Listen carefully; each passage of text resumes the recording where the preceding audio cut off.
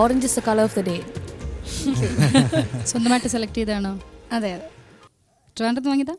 അല്ലല്ല, എറണാകുളത്ത് നിന്ന്. കട അറിയാനാണോ? കട അറിയാനായിരുന്നു. ഒരു കോസ്റ്റ്യൂം സെലക്ട് ചെയ്യുമ്പോൾ ഇപ്പം ഇതിന് വേണ്ടിയിട്ടല്ല, ജനറലി ഒരു സാരിയൊക്കെ വാങ്ങിക്കാൻ പോകുമ്പോൾ എന്തൊക്കെയായിരിക്കും ക്രൈറ്റീരിയ? എന്താണ് മനസ്സിൽ തീരുമാനിക്കുന്നത്? എനിക്കിന്നൊരു സാരി വാങ്ങിക്കാൻ പോകണം, നേരത്തെ കളർ തീരുമാനിച്ചിട്ട് പോവോ അതോ? ഇല്ല, അവിടെ പോകുമ്പോൾ നമുക്ക് ഇഷ്ടപ്പെടുന്ന ഒരു കളറാണ് സെലക്ട് ചെയ്യുക. അതെ. അപ്പം എങ്ങനെയാണ് ഇപ്പോൾ കുറേ ദിവസമായാലും എന്തെങ്കിലും വാങ്ങിച്ചിട്ട് ഇന്ന് എന്നാ ഒരു സാരി വാങ്ങിക്കാം അങ്ങനെ വിചാരിച്ചിട്ടാ പോവാ? അങ്ങനെ വിചാരിക്കാറില്ല. ഒരു ഒക്കേഷനൊക്കെ വരുമ്പോഴേ മിക്കവാറും പർച്ചേസ് ഉള്ളൂ.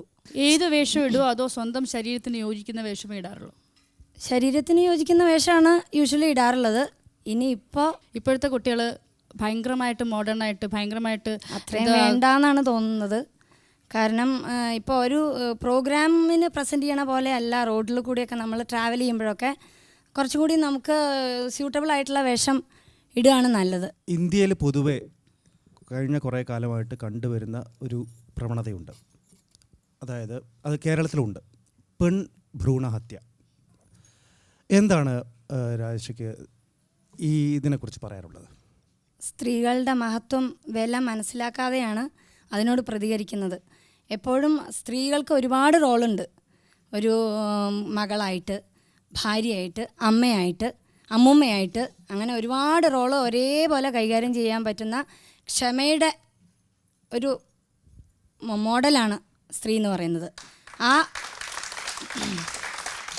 ഇപ്പം നമ്മുടെ അച്ഛനും അമ്മയാണെങ്കിലും മറ്റുള്ളവരുടെ വികാരം പെട്ടെന്ന് മനസ്സിലാക്കാൻ പറ്റും സ്ത്രീകൾക്ക്. സിറ്റുവേഷൻ അനുസരിച്ച് നമ്മളെ ട്യൂൺ ചെയ്തെടുക്കാൻ പറ്റുന്നത് എപ്പോഴും സ്ത്രീകൾക്കാണ്. അതൊന്നും അറിയാതെയാണ്, ചിലവിൻ്റെ കാര്യം ആലോചിച്ചിട്ടായിരിക്കും ഈ ഭ്രൂണഹത്യ അധികം. കാരണം ഈ കുട്ടിയെ കല്യാണം കഴിപ്പിച്ച് വിടുമ്പോൾ ഒരുപാട് പൈസ ചിലവാണ്. അത് പോയി കഴിഞ്ഞാൽ വീണ്ടും പ്രസവത്തിന് വരും, അപ്പോഴും വീണ്ടും പൈസ ചിലവാണ്. അതൊക്കെ ആലോചിച്ചിട്ടായിരിക്കണം അങ്ങനെ ഒരു ഇതുണ്ടായിരിക്കണം. അപ്പോൾ സ്ത്രീധനം അങ്ങനെയുള്ള അനാവശ്യ ചിലവുകൾ കുറേ ചുരുക്കി കഴിഞ്ഞാൽ സ്ത്രീകൾക്ക് പൊതുവെ ഒരു വില ഉണ്ടാവുന്ന തോന്നണേ. Thank you.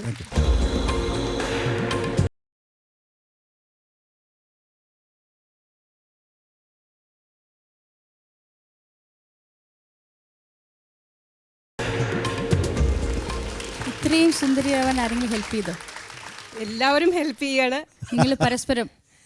അതെ, പിന്നെ പരസ്പരം ഹെൽപ്പ് ചെയ്തിട്ടുണ്ട്. മോള് എത്ര 2 കുട്ടികളാണ്. മൂത്താള് +2 പഠിക്കണു. മോളാ? 2 ആൺകുട്ടികളാണ്. 2 ആൺകുട്ടികളാണ്. നന്നായിട്ടുണ്ട്. You looking very beautiful. Thank you very much. നന്നായിരിക്കുന്നു. ഒരു വിശ്വസുന്ദരിയായ ഒരു ഭാവമാണ് എനിക്ക്. Very good. സാരി ആരാ സെലക്ട് ചെയ്തത്? സാരി ഞാൻ തന്നെയാണ് സെലക്ട് ചെയ്തത്. എനിക്ക് റോസാപ്പൂവിന്റെ കളർ വളരെ ഇഷ്ടമാണ്. റോസാപ്പൂവിനെ പോലെ എല്ലാവർക്കും എപ്പോഴും സന്തോഷം നൽകുന്ന ഒരാളായിരിക്കണം എന്നാണ് എൻ്റെ ആഗ്രഹം. ചെറിയൊരു റിഹേഴ്സൽ നടത്തിയോ വീട്ടില് ആൺകുട്ടികളുടെ മുന്നിൽ? ഭയങ്കര പ്രാക്ടീസ് ആയിരുന്നില്ലേ? മക്കള് കാണിച്ചിരുന്നു, അമ്മ ഇങ്ങനെയല്ല നടക്കേണ്ടത്, ഫാഷൻ ഷോയില് അങ്ങനെയല്ല നടക്കേണ്ടത്. പിള്ളേരാണ്. അമ്മ ശരിയല്ല, ആദ്യം കറക്റ്റ് ചെയ്ത് തരുമായിരുന്നു. ആദ്യത്തെ കോംപ്ലിമെന്റ് എന്തായിരുന്നു? അമ്മ സുന്ദരിയായിട്ടെന്ന് പറഞ്ഞവര്. അമ്മയ്ക്ക് എന്താ ഞങ്ങളുടെ അമ്മയാന്ന് തോന്നില്ല. ഈ സ്ത്രീധന സമ്പ്രദായത്തെ പറ്റിയിട്ട് ഉഷയുടെ അഭിപ്രായം എന്താണ്? അത് സ്ത്രീ എന്ന് പറയുന്നത് തന്നെ അവളൊരു ധനമാണ്. അവൾക്ക് ധനം ഉണ്ടാക്കാനുള്ള കഴിവുണ്ട്. അവൾക്ക് ഇല്ലാത്ത കഴിവില്ല. സൃഷ്ടി, സ്ഥിതി, സംഹാരം ഇതെല്ലാം ചെയ്യാൻ കഴിവുള്ള ഒരാളാണ് സ്ത്രീ.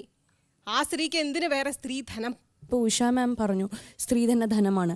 അത് തന്നെ ഈ അമ്മായിമ്മ റോൾ പ്ലേ ചെയ്യുന്ന, അല്ലെങ്കിൽ വീട്ടിലെ മറ്റ് ഇൻലോസിൻ്റെ റോളിൽ പ്ലേ ചെയ്യുന്ന സ്ത്രീകൾക്ക് അത് ബാധകമാണ്. പക്ഷെ എന്തുകൊണ്ട് അത് പിന്നെയും ഒരു പ്രശ്നമായിട്ട് ഉദിച്ചു വരുന്നു? വളരെ സങ്കുചിതമായ മനസ്ഥിതിയുള്ളവർ മാത്രമേ ഈ സ്ത്രീധനം എന്ന് പറഞ്ഞ് പുറകെ നടക്കുന്നുള്ളൂ. ഇപ്പോൾ നമ്മുടെ കേരളത്തിൽ വളരെയധികം മാറ്റങ്ങൾ വന്നിരുന്നുകൊണ്ടിരിക്കുകയാണ്. കേരളത്തിൽ സ്ത്രീധനം ഇല്ലാതെ തന്നെ ആയിക്കൊണ്ടിരിക്കുകയാണ്. Anyways, congratulation.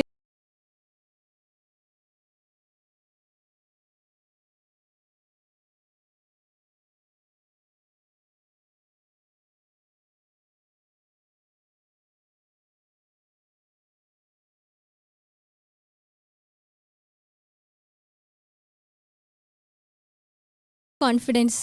സോ എൻ്റെ കുറേ ക്ലാസ്സൊക്കെ കിട്ടിയപ്പോൾ നമ്മുടെ ചമ്മലൊക്കെ മാറിയിട്ട് കുറച്ചും കൂടെ ഇൻസൈഡ് ഔട്ട് ആയിട്ടുണ്ട്.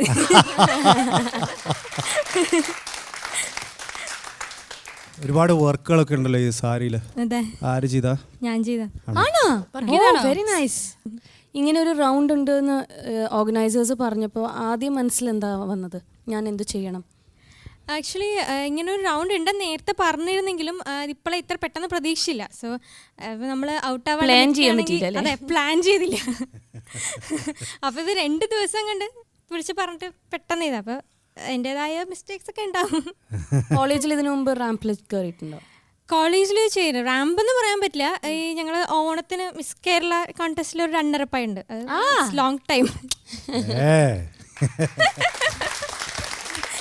ഇതോടെ റണ്ണേഴ്സ് അപ്പ് അല്ല, നമുക്ക് വനിതാ രത്നം തന്നെ എടുത്തോണ്ട് പോകണം കേട്ടോ. എനിക്ക് വയ്യ, ബാക്കി 11 പേരും അത് കേൾക്കണ്ട.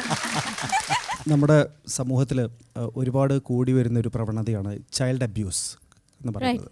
ഈ കുട്ടികളെ, കൊച്ചുകുട്ടികളെ, അതായത് ഇപ്പം ലേറ്റസ്റ്റ് ആയിട്ട് വന്ന വാർത്തകൾ പോലും 2ഉം 1ഉം വയസ്സായ കുട്ടികളെ പോലും പീഡിപ്പിക്കുന്നതായിട്ടുള്ള കുറച്ചുകൂടെ അപ്ഡേറ്റഡ് ആയിട്ട് ഞാൻ പറയാം, 9 മാസം വരെ എത്തിയിട്ടുണ്ട്. അപ്പോൾ ഇത്തരം ഒരു ഇതിനെക്കുറിച്ച് സുബയുടെ ഒരു റിയാക്ഷൻ, സുബയ്ക്ക് എന്താ പറയാനുള്ളത്? എവിടെയാണ് ഇവിടെ തകരാറ് വരുന്നത് എന്നുള്ളതിനെക്കുറിച്ചൊന്ന് പറയാമോ?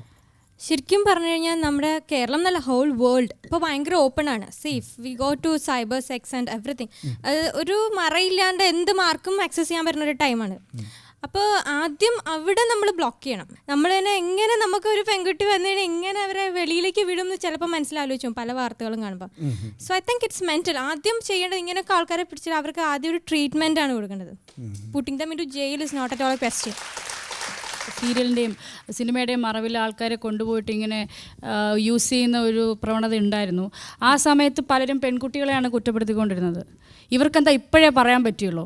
നമ്മൾ സമൂഹത്തിൽ നിന്ന് ആദ്യം അത് ശ്രദ്ധിക്കണം. കുട്ടി ആരുടെ കൂടെ പോണു, എങ്ങനെ പോണു, അങ്ങനെയൊക്കെ ഉള്ള കാര്യം നമ്മൾ തന്നെ ശ്രദ്ധിക്കണം. വരുന്ന എങ്ങനെയുള്ള കോൾസാണ്, ആൾക്കാരെങ്ങനെയാണ്, അവരെ പറ്റി ഒരു ബാക്ക്ഗ്രൗണ്ട് ചെക്ക് എല്ലാം നടത്തിയതിന് ശേഷം മാത്രം നമ്മളൊരു സ്റ്റെപ്പിലേക്ക് ഇറങ്ങുകയാണെങ്കിൽ ഐ ഡോണ്ട് തിങ്ക് ഇത്രയും വലിയൊരു എസ്റ്റാബ്ലിഷ്മെൻറ്റ് ഈ സീരിയലിൻ്റെ സിനിമയും പേരിൽ വരുമെന്ന് എനിക്ക് തോന്നുന്നില്ല.